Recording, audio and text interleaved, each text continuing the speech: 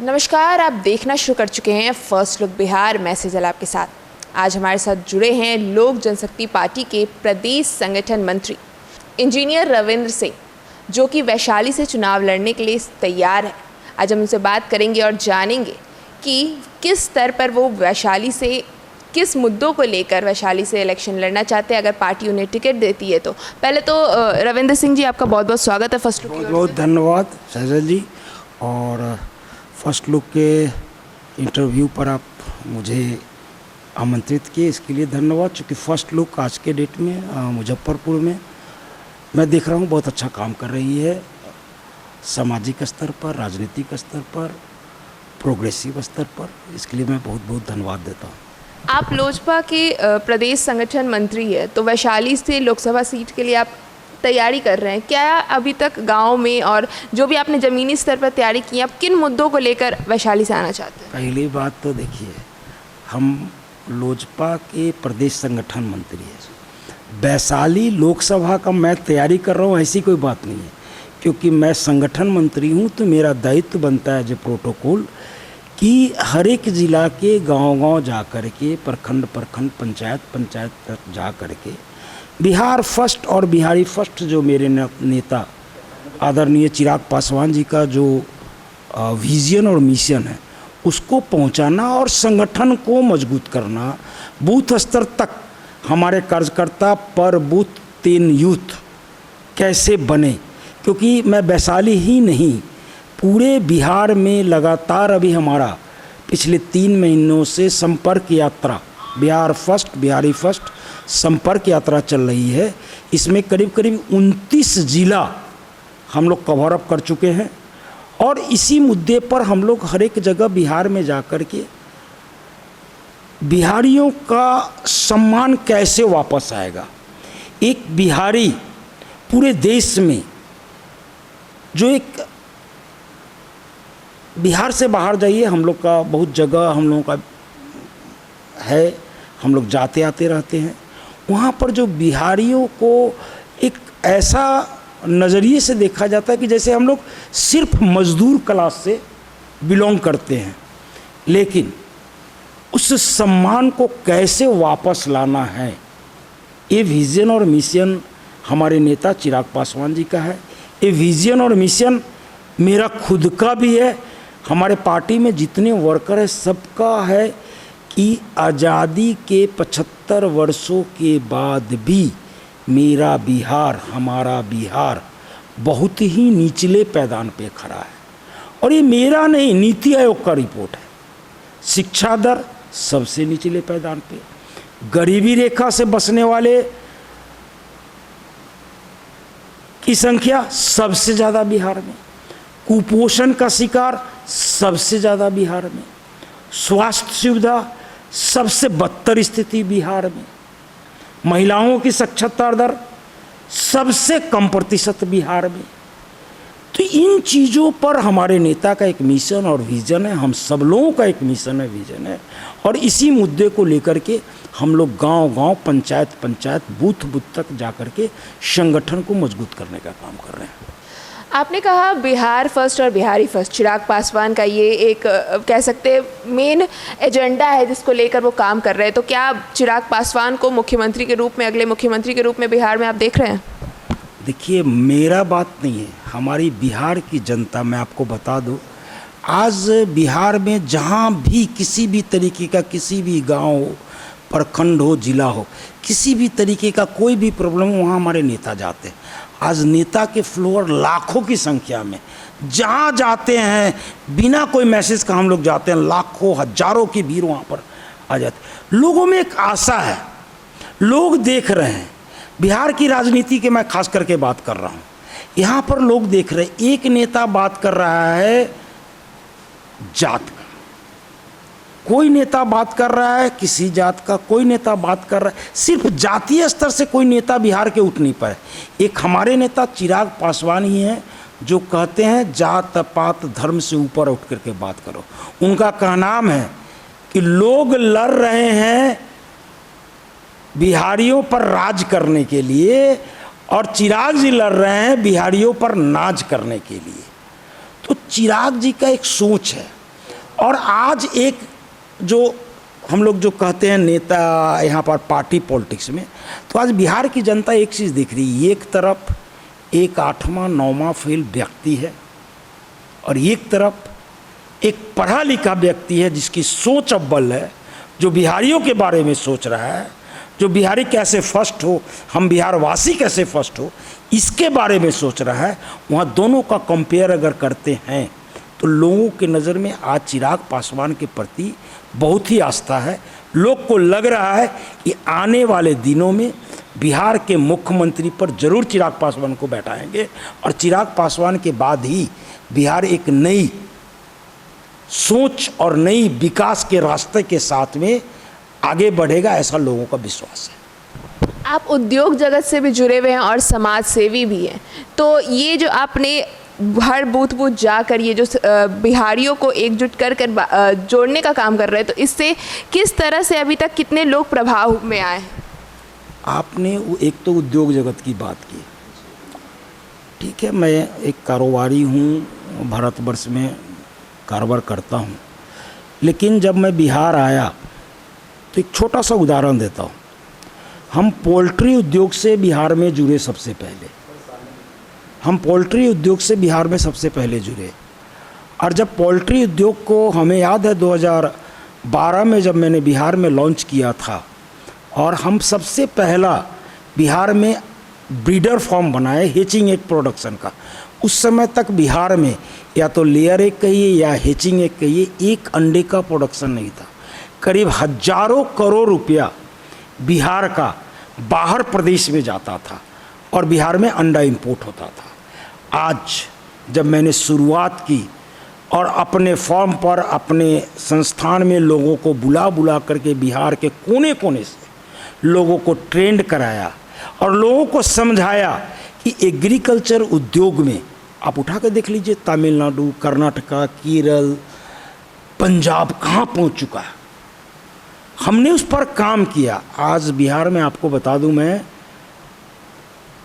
करोड़ों अंडा का प्रोडक्शन हो रहा है लेयर एग खाने वाला, लाखों अंडा का प्रोडक्शन हो रहा है हेचिंग एग जिससे मुर्गी का बच्चा पैदा होता है। आज बिहार में उद्योग पिछले 10 साल में बहुत फैल चुका है। तो इनोवेटिव्स, ये नहीं कि मैं कोई व्यापार करूं और मैं कमाऊं, नहीं, हम लोग का हमेशा उद्देश्य रहा है कि लोगों को जागरूक करें और लोगों को लाए। आज बिहार पोल्ट्री इंडस्ट्री में बहुत आगे जा रही है। इसी तरीके से हम पॉलिटिक्स की बात करते हैं। पॉलिटिक्स माने डिसिप्लिन पॉलिटिक्स, एक उद्देश्य वाली पॉलिटिक्स, और उस पॉलिटिक्स में हम अपने नेता चिराग पासवान को देखते हैं और समझते हैं, क्योंकि वो कुछ पाने के लिए पॉलिटिक्स नहीं कर रहे हैं। अगर उनको कुछ पाना होता, मंत्री बनना होता, तो 2020 में वो इंडिपेंडेंटली एनडीए से अलग होकर के चुनाव नहीं लड़ते। उन्होंने बिहार में एक मिशन बनाया है। जैसे आज देखिए, हर एक ज़िले में देश का कोई ज़िला ऐसा नहीं होगा जहाँ एक बिहारी आईएएस या आईपीएस नहीं होगा। लेकिन हमारा बिहार का शिक्षा स्तर क्या है, हमारा बिहार का डेवलपमेंट क्या है, और किसी भी स्टेट का जो विकास का बात करती है कि हमारा माननीय मुख्यमंत्री लगातार बोल रहे हैं कि मैंने बिहार को विकास कर दिया, ये विकास दर बना दिया। और किसी भी राज्य का या देश का विकास दर, विकास की जो स्थिति है नापी जाती है प्रति व्यक्ति आय से। और नीति आयोग का रिपोर्ट है सेजल जी, बिहार का प्रति व्यक्ति आय पूरे देश में सबसे निचले पैदान पे, 1990 में भी सबसे निचले पैदान पर था।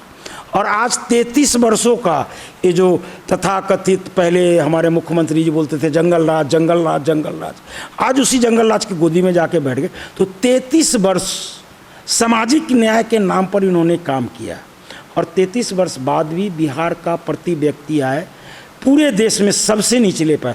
और सबसे इम्पोर्टेंट, अभी जातीय जनगणना की बात हुई, विधानसभा में जातीय जनगणना पर आपने देखा होगा एक सर्वेक्षण रिपोर्ट दिया गया, उसमें बखूबी ये लोग खुद दिखाएं कि 34% आबादी प्रति फैमिली आय 6,000 से नीचे, तो अपने आप में दर्शाता है कि बिहार की स्थिति और परिस्थिति क्या है। 34% आबादी जिसका पारिवारिक आय, इंडिविजुअल नहीं, पारिवारिक आय 6,000 से नीचे है।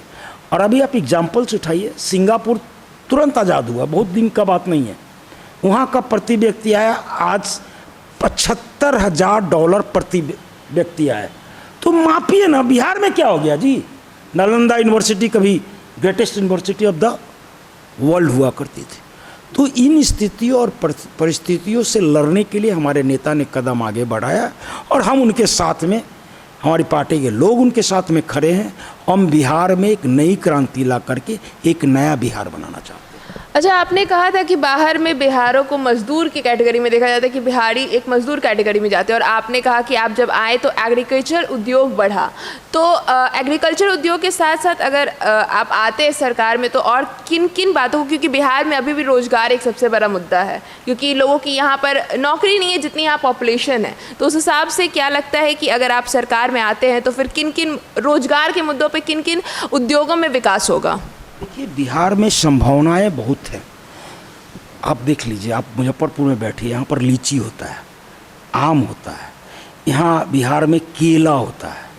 मैं एग्रीकल्चर प्रोडक्ट्स की बात कर रहा हूँ। यहाँ बिहार में केला होता है, मखाना यहाँ का मेन उत्पाद है। ये एग्रीकल्चर प्रोडक्ट्स बहुत सारा है जिसका फूड प्रोसेसिंग यूनिट बना करके एक सही इंफ्रास्ट्रक्चर सरकार दे, एक वन विंडो सोल्यूशन दे इंडस्ट्रियलिस्ट को, उनको किसी तरीके का यहाँ डर नहीं हो।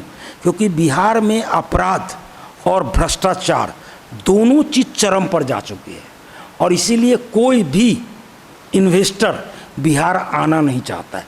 अब बताइए, 33 वर्षों में बिहार में कौन सा इन्वेस्टर आया है? तो अगर एक सही माहौल पैदा किया जाए, जैसे मैंने बताया कि अंडा का उद्योग अगर हमने खुद से चालू किया और लोगों ने किया, तो आज कहाँ पर है। तो ऐसे ही इंफ्रास्ट्रक्चर को अगर डेवलप किया जाए, वन विंडो सोल्यूशन इंडस्ट्रियलिस्ट को दिया जाए, तो बहुत इसका आईटी हब, बेंगलोर किसी ज़माना में क्या था, आज बेंगलोर क्यों इतना बड़ा हो गया, वहाँ पर आईटी हब। आपको बता दे, हमारे नेता रामविलास पासवान जी जब मंत्री थे, टेलीकम्युनिकेशन मिनिस्टर, उसी समय बिहार में आईटी हब लाना चाहते थे, लेकिन यहाँ के नेताओं ने उसे आने नहीं दिया।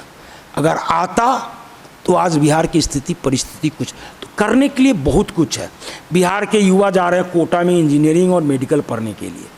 कोटा में इंस्टीट्यूट कौन चलाते हैं? बिहारी इंस्टीट्यूट चला रहा है। शिक्षक कौन है? बिहारी है। रहने वाला हॉस्टल किसका है? बिहारियों का है। खाना खिलाने वाला कौन है? बिहार। तो ऐसा व्यवस्था हम लोग बिहार में क्यों नहीं कर सकते? यहाँ पर बच्चे क्यों नहीं पढ़ेंगे?